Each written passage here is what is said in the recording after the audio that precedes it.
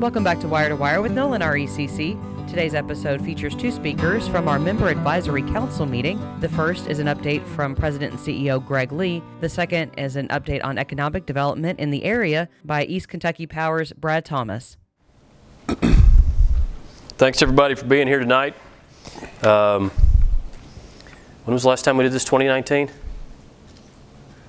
Yeah, been a while. So thank you all for being here. And we have several of our key members of our employee base and staff here tonight. So I think it's important that you all know the people who are working for you all on a daily basis. So I wanted to be sure and mention them tonight. Chelsea Faber is our Vice President of Corporate Services. Sarah Robertson is our Vice President of Administration and Finance. David Cox is our Vice President of IT. Sarah Fellows, you all have probably seen already, is our Manager of Communications. Andy Patterson is our Manager of Operations. Kenny Brown is here tonight. Kenny helped Andy with our electrical demonstration. Kenny is a crew leader for one of our most senior linemen. Devin Woosley is our Manager of Engineering. Wes Pointer is our Compliance Coordinator, takes care of a lot of our safety-related functions at work. Michelle Rogers is our Corporate Services Coordinator. Allison Coffey, Executive Assistant. Desiree Ruick. Desiree is our Projects Coordinator. And last but not least, Mickey Miller is here. And Mickey was our CEO for 28 years. I believe, is that right? 28? Thank you for being here tonight. Appreciate it. You've been a mentor to me, and it means a lot to me. All right, I'm not going to take up a lot of time. I thought I would just mention a few things that have gone on at work this year. Give you all a brief update before I give it to Brad to talk about some of the economic growth going on here in our area. We try to do a lot with social media, Kentucky Living, and several other communication mediums to keep you all abreast of what's going on at your co-op. This has been a solid financial year. It hasn't been a record-breaking year by any means, but we're solvent. We have had a solid performance. I know that from the membership perspective, this has been a very challenging year with high bills. We've tried to communicate very clearly why that has happened. Environmental surcharge and fuel adjustment clause are factors on the bill that can change every month. And those are significantly higher this year than they have been the last few years. And that's what has driven the overwhelming majority of cost increases that you all see on a month-to-month basis. Environmental surcharge and fuel adjustment clause, increases in those don't mean any increase to Nolin RECC in terms of margin whatsoever. That all gets passed back to power supplier, and it's a function of largely, especially the fuel adjustment clause, the increased cost of input fuels.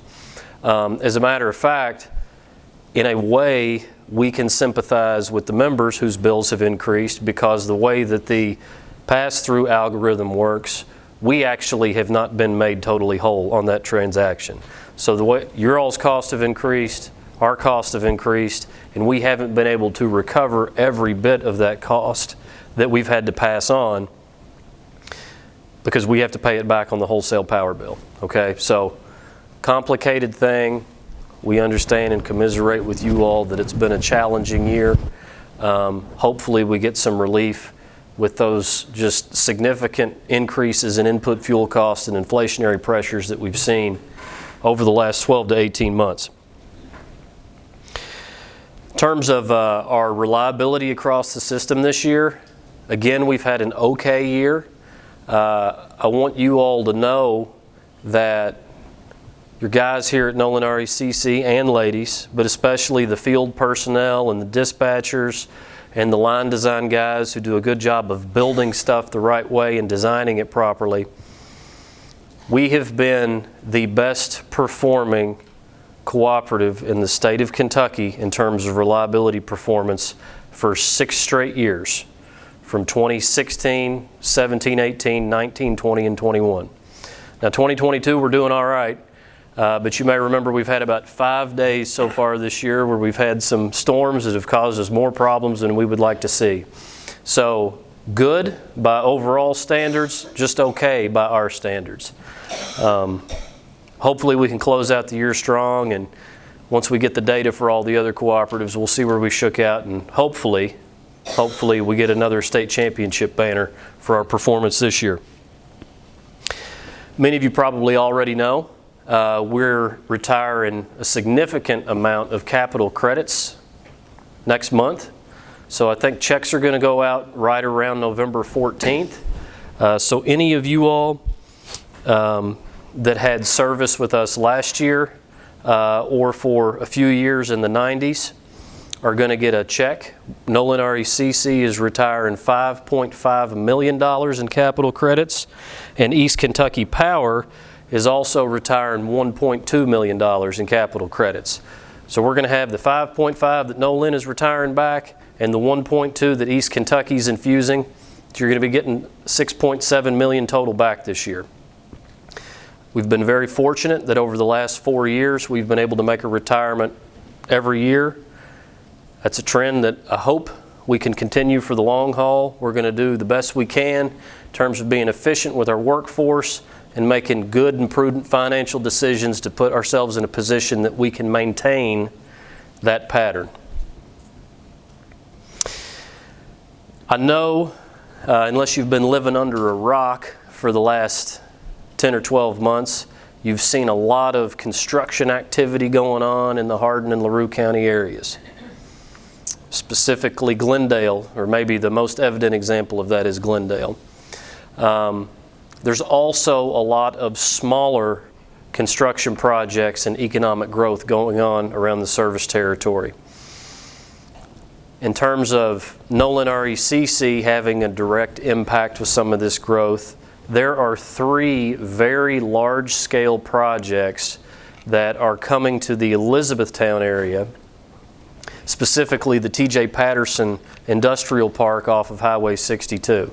If you've driven down 62 lately, you've probably seen some dirt work going on there. There's going to be a distillery called Kentucky Whiskey House that is going to be taking up the lot right there fronting Highway 62. And then there are 2 other projects that are Korean-based companies that are support industries for the auto electric vehicle battery manufacturing process. So Nolin RECC is in the unique position that we're going to see 3 very large loads coming on our system in the next couple of years. Those 3 will immediately be 3 of our top 5 loads on our system. So what does that mean for the membership as a whole? Well, it means that we're going to have more capital infusion, okay? And ultimately, that's something that we should be able to turn into more margins at the end of the year if we can manage everything the way that we need to. In terms of reliability, it shouldn't have any impact on any of you all. We're actually going to be bringing on another substation to serve those loads. And we've made many system upgrades over the last couple of years to prepare for this eventual economic development when it takes place. So those are just the things that we know about right now, and I haven't even mentioned all of the residential growth that we anticipate seeing. How many meters do we think, Devin? 3,500 to 4,000. Over what period? Probably the next 3 to 5 years. So we're talking about adding 3,500 to 4,000 meters over the next 3 to 4 years for residential-based growth. So that's a lot of neighborhoods, that's a lot of subdivisions. Anytime industry's coming in, they're going to have people that will take the jobs and work at those factories. So we're going to have a lot of growth in this area, and nobody knows more about that than my friend Brad Thomas. Brad is, he works in the Economic Development Group for East Kentucky Power. He's been to Owensboro today. You got up at 4:30? 4:30. Evansville, Henderson, Owensboro, E-Town, and Lebanon after this. He's only had 7 Red Bulls. Okay. I keep telling him his heart's going to explode eventually. I just hope it's not up here while he's talking to you all, okay? But Brad is going to talk to you all about economic growth and opportunities that are going on around the state as a whole, in the East Kentucky territory, and what it means for us here at Nolin RECC. Thank you, Brad.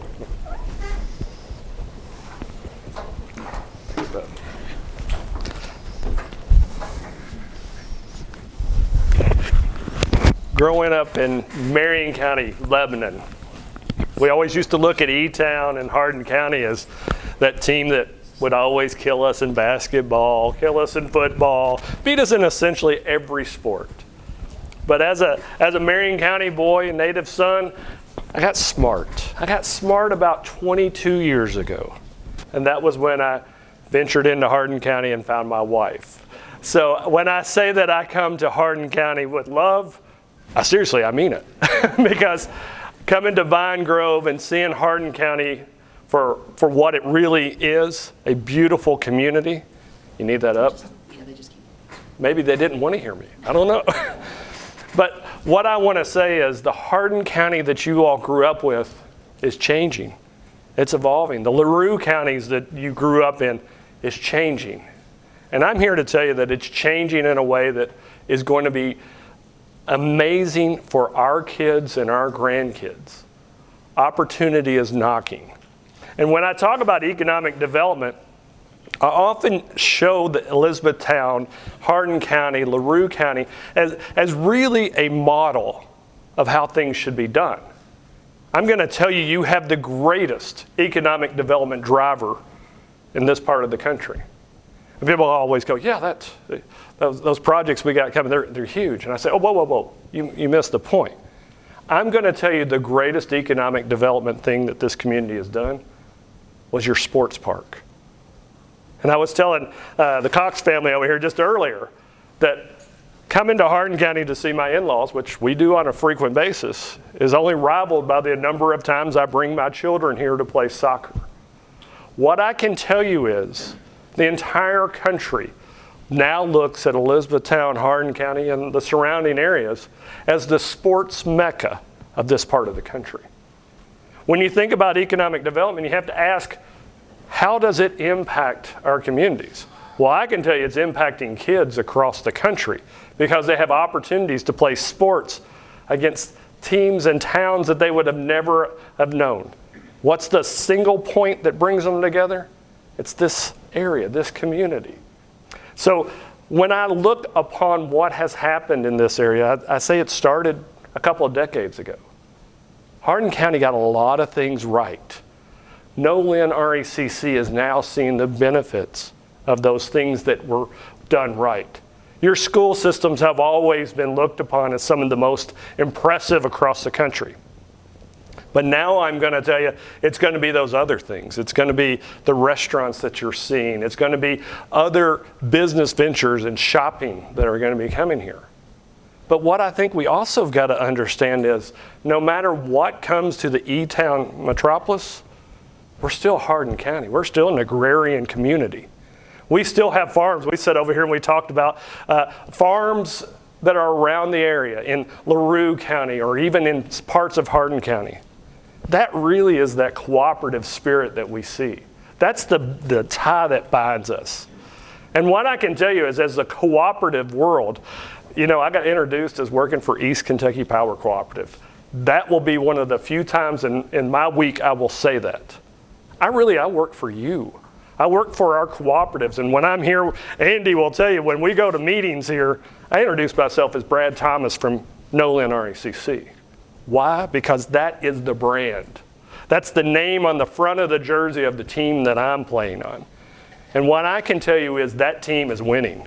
That team is winning in ways it hasn't done in years. And what I can also tell you is that our cooperatives across the state are winning in ways we never thought were possible. These opportunities are going to impact our schools. They're going to impact our communities. And what I'm excited to say is that there's more on the way. What's interesting is you've got a great team here at Nolin RECC. I can tell you, because I've been here a lot over the last 12 to 18 months on projects that have impacted the community in spectacular fashion. What's interesting is that you've got a CEO that I will text at 9 p.m. and he'll answer me at 9:01. I bothered him when he was in Disney. Remember, Devin, how many times he would gripe about being at Disney? But I would bother him at Disney about projects. Your team has been on phone calls with South Korea, and I will tell you, that is an interesting experience when at 6 a.m. you're talking to somebody in Korea in a language you don't even understand, but you know that they're talking about Hardin County. It's amazing when you think about the opportunities coming, and I'm just excited that I'm just a small piece of these opportunities to change the trajectory of our community. You heard about the capital credits. I'm excited about that because as an economic developer, co-ops have such a great story. When I'm talking with companies, I always say that we're not looking out for shareholders in foreign countries. We're looking out for the members on the end of our lines. And every one of those companies coming in are now members. That story resonates in ways I can't even explain to you. So when I'm talking with companies in Germany or South Korea or around the globe, they're all starting to recognize a cooperative difference. And what I can tell you is as we talk about these loads coming on, that's one of the ways that the cooperative model helps keep our rates low. I know Greg touched on it for a moment, that we're all feeling the pain of electricity cost increases. They're estimating about a 14% increase. That hurts. But I can tell you the rest of the world is in such turmoil that they're all looking for us in the world, or looking for us in the U.S. to help provide a safe landing spot. I talked to a company in Germany just last week. They said their electric rate has gone up 1,400%. 14% doesn't sound so bad now, does it? They've talked about how they will no longer be producing in a factory that has been there for over 200 years because the world has changed, and they realize their opportunity is right here in the U.S.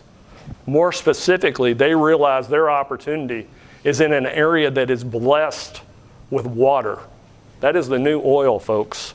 We've got so much water here, we've got companies that put it in 53-gallon barrels and put it away for a few years. We're blessed with roads. We're blessed with rail. We're blessed with so many things. And I think having a gathering like this it's a good time to remind ourselves of these blessings that we have. What I will tell you is the future is bright. The future is bright for rural America. We're seeing economic development projects specifically looking to go to rural areas. Why? Because they know that in urban areas, they're not going to be appreciated in the way that they are in a rural community. So when we are able to tell the story of Kentucky and tell the story of Nolin RECC, people are paying attention. What I can tell you is since 2015, it's really when we started really getting engaged in economic development as the co-op world. We've seen over $10 billion invested on our rural electric lines. We've seen companies from Turkey, from Germany, from Spain, all looking to come here. Why? It's because of the way we do business. It's the way that we live in our communities. We value family, we value our word, and I will tell you this, we make people feel welcome. Thank you for allowing me to be a part of this celebration, this gathering. And you know, I look back, we used to take this stuff for granted, but we don't anymore because we had it almost taken away from us. What we also have to look forward to is the opportunities that are coming to this region. I am just so excited to see how your education system is preparing our next generations for these opportunities that are now looking for Hardin County. I know Greg told me, Brad, don't go too long. Don't go too long with your talk. I could talk about this all day. And trust me, I've been up since 4:30 a.m. talking about economic development.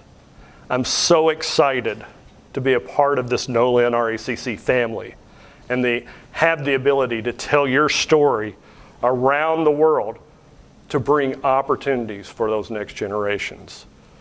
I will gladly answer any questions anybody has. I can give you the pulse of 120 counties because I'll be honest with you, I probably have traveled to them in the last few months. But I can tell you, opportunities are really taking place all over the state, but really concentrated in this area. And you need to understand that is a great thing. So are there any questions for me to give you a little bit of background from a recovering state government employee? I did 25 years of hard time, and now I've had 8 really good years with the cooperative world. Is there any questions?